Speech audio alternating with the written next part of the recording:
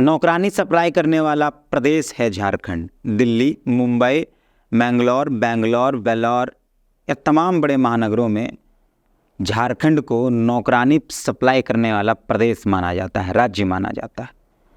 अभी हम जब इस वीडियो को बना रहे हैं या जब आप इस वीडियो को देख रहे होंगे, तब देश के तमाम बड़े बड़े महानगरों में लगभग 1 लाख महिलाएं, बेटियां नौकरी कर रही होंगी, किसी के घरों पर बर्तन धो रही होंगी। नौकरी किसी कॉरपोरेट हाउस में नहीं, किसी बैंक में नहीं या किसी बड़े संस्था में नहीं, बल्कि किसी के घर पर बर्तन धो रही होंगी, किसी के घर पर पोछा लगा रही होंगी या फिर किसी शारीरिक शोषण का शिकार हो रही होंगी। और 23 साल में झारखंड की ये स्थिति हो गई है। 23 साल के झारखंड को दिल्ली में रह रहे लोग, बेंगलोर में रह रहे लोग या महानगरों में रह रहे लोग नौकरानी सप्लाई करने वाला यानी मेड सप्लाई करने वाला प्रदेश मानते हैं। और यह बात हम नहीं कह रहे हैं, बिना आंकड़े के भी नहीं कह रहे हैं, यह बात कह रहे हैं झारखंड आंदोलनकारी और मीडिया जगत पर 10 साल अपना समय देने वाले Jansatta, Aaj Tak, Zee News, Star News, the Print Quint जैसे तमाम बड़े मीडिया हाउसेस में समय देने वाले झारखंड के ही दिलीप चंद मंडल बताते हैं। झारखंड के जो महिलाएं हैं वही दिल्ली में मेड बनती हैं, वही दिल्ली में नौकरानियां बनती हैं। इस समय भी अभी जब हम लोग बात कर रहे हैं 1 लाख से ज़्यादा झारखंड की लड़कियां वहां पर घरों में नौकरानी का काम कर रही है। तो झारखंड को हमने 23 साल बाद वहीं पहुंचा दिया है जहां पर झारखंड आज से 25 साल पहले थे। कितना बड़ा फेलियर है। झारखंड मेड सप्लाई करने वाला राज्य है। झारखंड भारत का नौकरानी सप्लाई करने वाला राज्य है। बहुत तकलीफदेह स्थिति है। देश का सबसे गरीब राज्यों में है वो दूसरा एक स्थिति है। आपको पता है कि झारखंड में आजसू पार्टी का महाधिवेशन चल रहा है। उस महाधिवेशन में दिलीप चंद मंडल भी आते हैं पहले दिन ही, और दिलीप चंद मंडल को बाकायदा सामाजिक न्याय के मसले पर बोलने के लिए कहा जाता है, और सामाजिक न्याय की ही बात दिलीप चंद मंडल करते हैं। आपको जानकारी के लिए बता दें कि दिलीप चंद मंडल इस देश के अंदर जाने माने पत्रकार हैं और उनको दलित, आदिवासी, पिछड़ों के चिंतक के रूप पर जाना जाता है। उनकी पत्रकारिता भी इनके बीच ही रही है और उन्होंने कई बार आलोचनाओं का भी सामना किया है कि उनको जो स्वर्ण वर्ग है वो उनकी आलोचना करता है, यानी जो अपर क्लास है, जो ब्राह्मण, राजपूत, भूमियार, ठाकुर, वैश्य, जो बड़े स्वर्ण वर्ग है वो उनकी आलोचना भी किया करते हैं। लेकिन उसके बावजूद दिलीप चंद मंडल सामाजिक न्याय की बात करते हैं, जिसमें आदिवासी, दलितों, पिछड़ों, अल्पसंख्यकों को समान अधिकार मिले, बराबरी का हिस्सा मिले। सामाजिक न्याय का मतलब यही होता है कि समाज के अंदर सबको बराबरी का बंटवारा हो। और आपको पता है कि भारत के अंदर आज से नहीं, कई युगों से सामाजिक न्याय की स्थिति कितनी बुरी है, और झारखंड में खासकर सामाजिक न्याय की स्थिति कितनी बुरी है उसका एक उदाहरण भी दिलीप चंद मंडल देते हैं। हालांकि हम दिलीप चंद मंडल के वीडियोज़ को पूरा दिखाएंगे, सुनाएंगे उन्होंने क्या क्या कहा, लेकिन फिर भी कुछ पॉइंट्स हम आपको बता देते हैं कि वो कह क्या रहे थे और इसके मायने क्या हो सकते हैं। दिलीप चंद मंडल ने सामाजिक न्याय को कैसे मजाक बना दिया गया झारखंड के अंदर, उसका एक उदाहरण देते हुए कहते हैं कि 27% आरक्षण कैबिनेट से पास होता है, 10% आरक्षण पिछड़ों को मिले वो भी कैबिनेट से पास होता है, लेकिन 27% आरक्षण न्यायालय या राज्यपाल या कहीं जाकर अटक जाता है, लेकिन 10% आरक्षण नहीं अटकता है। 3% अपर क्लास को 10% आरक्षण मिल जाता है, लेकिन बड़ी आबादी जो पिछड़ों की है, जिसमें लगभग 150 से ज़्यादा जातियाँ हैं, उनको 27% आरक्षण भी नहीं मिल पाता है। ये सामाजिक न्याय का यहाँ झारखंड में उदाहरण है। ये बात कैसे हो गई कि ओबीसी का रिजर्वेशन यूनाइटेड बिहार था 1978 से है, 1978 से, कर्पूरी ठाकुर के समय से। पूरे देश में ओबीसी रिजर्वेशन मंडल कमीशन के बाद आपको 1992 से आ गया 27% रिजर्वेशन, 50%, 52% आबादी के लिए 27%। अभी झारखंड पूरे देश के गिने चुने राज्यों में है जो ओबीसी को सिर्फ 14% आरक्षण देता है, सिर्फ 14%, 50% आबादी 14% में फिनिश। अब 14% में कितनी जातियों को समेटना है आपको? 137 जातियों को, मतलब बागदी, बेलदार, बिंद, गुरमीत, कोयरी, माली, मल्ला, अंसारी, मोमिन, नाई, नोनिया, प्रजापति, राइन, सोनार, यादव, कलवार, मोयरा, तांती, सूड़ी, हलवाई, माहुरी, केसरवानी, तेली, तमोली, सारे मतलब 137 जातियों के लिए आपने एक इतना छोटा सा कमरा बना दिया। किसी में फिट हो रहो, इतने में फिट रहो, बाहर मत जाना। और झारखंड का ओबीसी नाराज नहीं है, टॉलरेट कर रहा है, बर्दाश्त कर रहा है कि ठीक है 14% में जी लेंगे। इसके बाद जो 3 या 4% आबादी है, जिसको अपर कास्ट बोलते हैं, द्विज बोलते हैं, उसके लिए यही सरकार प्रोएक्टिव होकर 10% आरक्षण उसका लागू कर देती है। तो राज्य के अधिकार में है ना, बहुत सारे राज्यों ने नहीं भी किया अभी तक। तमिलनाडु ने नहीं किया 10% ईडब्ल्यूएस आरक्षण, इन्होंने 10% ईडब्ल्यूएस को तो दे दिया, लेकिन ओबीसी का 14 का 27 नहीं किया।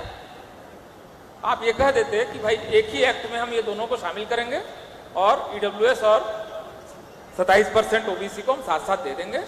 अगर लीगल फंसेगा तो दोनों फंसेगा। ईडब्ल्यूएस का नहीं फंसा, 27% ओबीसी का फंस गया।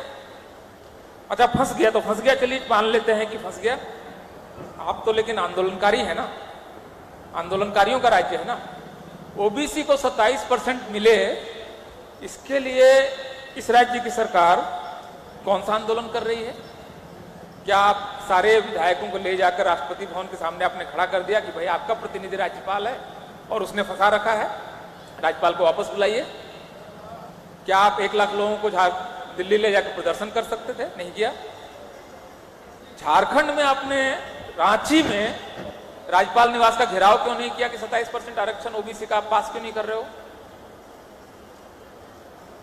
तो ओबीसी को 27% नहीं मिलेगा, शेड्यूल्ड कास्ट का मिनिस्टर नहीं बनेगा। और भाई सोशल जस्टिस है ना, सोशल जस्टिस है तो इसमें ओबीसी में तो क्रिश्चियन भी है, ओबीसी में राइन, मोमिन, अंसारी भी हैं, ये सारी जातियां भी हैं, चूड़ीहार भी है। तो आप इन सारे लोगों को हिस्सेदारी नहीं देंगे, राज्य चलाएंगे और राज्य स्मूथ चलता रहेगा। मुझे लगता है कि झारखंड में लोगों को थोड़ा सा ज्यादा एस्पिरेशन पालना चाहिए, थोड़ा ज्यादा ड्रीम देखना चाहिए, थोड़ा सा नाराज भी होना चाहिए। सामाजिक न्याय का मजाक कैसे उड़ाया जा रहा है इस राज्य के अंदर, यह बात भी दिलीप चंद्र मंडल बताते हैं कि दलितों का, माफ़ कीजिएगा, दलितों का अपना कोई प्रतिनिधित्व तो नहीं है और दलित इस पर मौन भी हैं। हम आपको जानकारी के लिए बता दें कि जो राज्य के अंदर मंत्री हैं, जो मंत्रालय है, जो मंत्रिमंडल है, उसमें फ़िलहाल एक भी दलित मंत्री नहीं है। इस बात का चर्चा हमारे दिलीप चंद्र मंडल भी कर रहे हैं। जिस समय हम सोशल जस्टिस की बात करते हैं, SC, ST, OBC मिलाकर झारखंड की करीब 95% आबादी है। सोशल जस्टिस जब हम बोल रहे हैं, पूरे झारखंड की बात कर रहे हैं, ऑलमोस्ट पूरा झारखंड है, उसमें बहुत छोटा सा हिस्सा है जो उसमें नहीं है। और उनको भी हम कोई बहुत रोक तो नहीं रहे हैं, उनको भी कोई हम उनको रोकने की बात तो नहीं कर रहे हैं। और अभी झारखंड, जहां तक मेरी जानकारी है, और मुझे करेक्ट कीजिए अगर मैं गलत मेरी जानकारी है, पूरे भारत का अकेला राज्य है, पूरे भारत का अकेला राज्य है जहां शेड्यूल्ड कास्ट का कोई मिनिस्टर नहीं है। मतलब आप इस पर शर्म कर सकते हैं, इस पर रो सकते हैं, पता नहीं क्या क्या कर सकते हैं। 16% आबादी, 1696, मतलब हर छठा आदमी जिस कम्युनिटी का है उसका कोई रिप्रेजेंटेटिव नहीं है मंत्रिमंडल में। ये हो सकता है, मतलब सोच के अजीब लगता है कि जो काम जिन राज्यों में शेड्यूल कास्ट की आबादी 6%, 7% है, वो भी शेड्यूल कास्ट का एक मिनिस्टर तो बनाता ही है। झारखंड में कोई शेड्यूल कास्ट का मिनिस्टर है क्या? आप लोगों ने राज्य का क्या बना दिया सर? मतलब कैसा राज्य बनाया है आपने जहां 16% आबादी का कोई प्रतिनिधि नहीं है कैबिनेट में, और राज्य की 16% आबादी नाराज भी नहीं है इसको लेकर। उनको गुस्सा भी नहीं आ रहा है कि हमारा कोई प्रतिनिधि नहीं है। बाबा साहब अम्बेडकर ने जिस देश का संविधान लिखा, जिन्होंने इस देश में डाइवर्सिटी का पूरा सिद्धांत दिया, उस देश का एक राज्य बगैर शेड्यूल कास्ट मिनिस्टर के चल रहा है और चलता जा रहा है, और किसी को इसकी शिकायत भी नहीं है। सामाजिक न्याय की स्थिति इतनी खराब है इस राज्य के अंदर कि आप अगर बहुत गहन चिंतन करेंगे तो शायद आपको समझ में आएगा कि किस तरीके से दलित पिछड़ा आदिवासी के नाम पर राजनीति की गई और दलित पिछड़ा आदिवासियों को बर्बाद कर दिया गया। आदिवासियों की स्थिति ऐसी है कि सिर्फ उनके नाम पर वोट लिया जाता है, उनके विकास का कोई काम नहीं किया जाता। ये बात हम कह रहे हैं और ये हम अपने निजी और कार्यों के अनुभव से बता रहे हैं। दिलीप चंद्र मंडल कुछ आंकड़ों के आधार पर राज्य की स्वास्थ्य व्यवस्था पर भी प्रहार करते हैं। वो कहते हैं कि देश में 1118 मरीजों पर एक डॉक्टर है, लेकिन झारखंड में 6000 लगभग 6500 मरीजों पर एक डॉक्टर है। तो राज्य की स्वास्थ्य व्यवस्था का कितना बुरा हाल हो गया है 23 साल। दिलीप चंद्र मंडल कहते हैं कि 23 साल झारखंड के हो गए हैं, लेकिन जो झारखंड अलग राज्य का सपना था वो यह नहीं था जिस झारखंड को भी हम देख रहे हैं। आपको जानकारी के लिए बता दें, हालांकि दिलीप चंद्र मंडल भी इस बात का जिक्र करते हैं कि झारखंड में 7 जो सरकारी मेडिकल कॉलेज हैं उसमें हर साल मात्र 300 MBBS डॉक्टर्स निकल कर आते हैं और अगर यही चलता रहा तो 87 साल लग जाएगा देश के आंकड़े पर अपनी बराबरी लाने में। एक डॉक्टर कितने आदमी का इलाज करता है भारत में? एवरेज एक डॉक्टर 1118 आदमी का इलाज करता है, लेकिन झारखंड का एक डॉक्टर 6073 आदमी का इलाज करता है। एक डॉक्टर के ऊपर 6073 आदमी है झारखंड में। सिर्फ 9 मेडिकल कॉलेज हैं, अगर मेरा आंकड़ा सही है तो 7 शायद सरकारी हैं।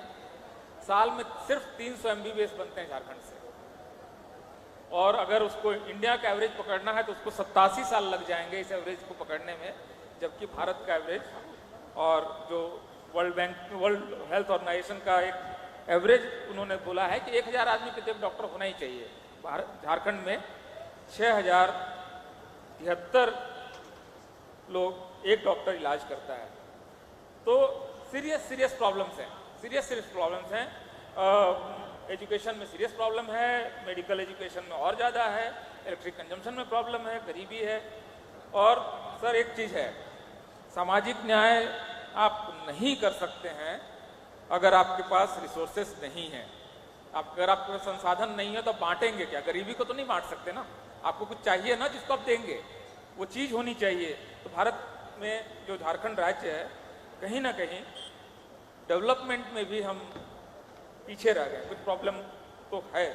दिलीप चंद्र मंडल बताते हैं कि जब वो देश के तमाम राज्यों में जाते हैं या वहाँ के एयरपोर्ट्स में जाते हैं, तब वहाँ दूसरे राज्यों के लोगों को देखते हैं। मणिपुर और तमाम जो साउथ के और ईस्ट के जो महिलाएं हैं वो काम करती हैं, अच्छे जगहों पर काम करती हैं, एयर होस्टेस के तौर पर काम करती हैं। लेकिन जो झारखंड एयरपोर्ट में आते हैं तो यहाँ झारखंड की महिलाएं दिखती ही नहीं हैं। इसलिए वो बार बार कहते हैं कि अगर शिक्षा की व्यवस्था झारखंड के अंदर बेहतर होती, अंग्रेजी की व्यवस्था झारखंड के अंदर बेहतर होती स्कूलों में, तो शायद यहाँ के बच्चे भी अच्छे जगहों पर नौकरी कर पाते। लेकिन झारखंड सप्लाई यानी नौकरानी सप्लाई करने वाला प्रदेश बन गया है। अच्छा, नॉर्थ ईस्ट की जो लड़कियां हैं वो जब दिल्ली आती हैं वो क्यों नहीं बर्तन मांज रही हैं? वो या साउथ की लड़कियां, तमिलनाडु और कर्नाटक की लड़कियां जब दिल्ली आती हैं वो क्यों बर्तन नहीं मांजती हैं? झारखंड की लड़कियां क्यों बर्तन मांज रही हैं? जानते हैं, एक छोटी सी बात है, बहुत छोटी सी चीज है, जिसको ठीक कर दिया गया होता आज से 20 साल पहले तो ये प्रॉब्लम नहीं होती। वो उन लड़कियों ने जिन सरकारी स्कूलों में पढ़ाई की है उन स्कूलों में पढ़ाई इंग्लिश में होती। क्या करना था आपको? 20 साल पहले एक फैसला करना था कि झारखंड के सारे स्कूल जो सरकारी स्कूल हैं उसमें पढ़ाई का मूल माध्यम जो होगा वो इंग्लिश होगा। अभी आप कहेंगे इंग्लिश में कैसे होगा, हिंदी तो कर नहीं पाते, इंग्लिश कैसे करेंगे? कर लेंगे। दुनिया भर में भाषा, कोई भी भाषा 6 महीने 3 महीने में सीखी जा सकती है। और अभी मतलब 3 साल पहले आंध्र प्रदेश ने कर दिया कि भाई ठीक है, सारे आंध्र प्रदेश के स्कूल जो है सरकारी स्कूल वो इंग्लिश मीडियम हो जाएंगे। क्या किया उन्होंने? सारी जो तेलुगु में किताबें थी उसमें उन्होंने 2 फेस कर दिया कि एक पेज में तेलुगु आएगा, दूसरे पेज में इंग्लिश रहेगा, और सारे बच्चों को इंग्लिश का एटलीस्ट मौका होगा, और सारे टीचर कोशिश करेंगे कि इंग्लिश में पढ़ाई होगी। और हर स्कूल में एक टीचर दे दिया उन्होंने जो इंग्लिश बोलना सिखाएगा। और आंध्र प्रदेश इस देश की सारी अच्छी नौकरियां लेके जाएगा। तमिलनाडु में यही है, Tamil English is the primary medium, उन्होंने इंग्लिश में किया। अगर हर राज्य का बच्चा इंग्लिश में पढ़ाई कर सकता है तो झारखंड वाले क्या खाते हैं, ऐसा कम खाते हैं कि नहीं कर सकते हैं? कोशिश करके देखिए, छोटी छोटी चीजें हैं मेरे ख्याल से, मतलब सिर्फ लेकिन यही है, क्या आप करना चाहते हैं? क्या आपके अफसर करने देंगे? क्या आपके अफसरों के दिमाग में सोशल जस्टिस है? क्या वो सोचते हैं कि हर किसी को कुछ मिलना चाहिए? राज्य का काम क्या है, स्टेट का काम क्या है, गवर्नमेंट का काम क्या है? अगर वो लोगों की लाइफ चेंज नहीं कर पा रहा है तो फिर कर क्या रहा है? मतलब हमें लगता था कि हम लेबर स्टेट हैं, लेकिन हम ये कह रहे हैं कि झारखंड को हम लेबर स्टेट समझते थे, लेकिन एक्चुअल में झारखंड नौकरानी सप्लाई करने वाला राज्य है। हम लोग ये देख रहे हैं दिल्ली मुंबई जैसे जगहों पर झारखंड से लड़कियां मानव तस्करों के द्वारा तस्करी कर कर ले जाए जाते हैं और वहाँ महिलाओं को नौकरानी के तौर पर रखा जाता है। बाकी इस वीडियो में इतना ही। आप क्या सोचते हैं और अपनी प्रतिक्रिया ज़रूर दीजिएगा। जोहार।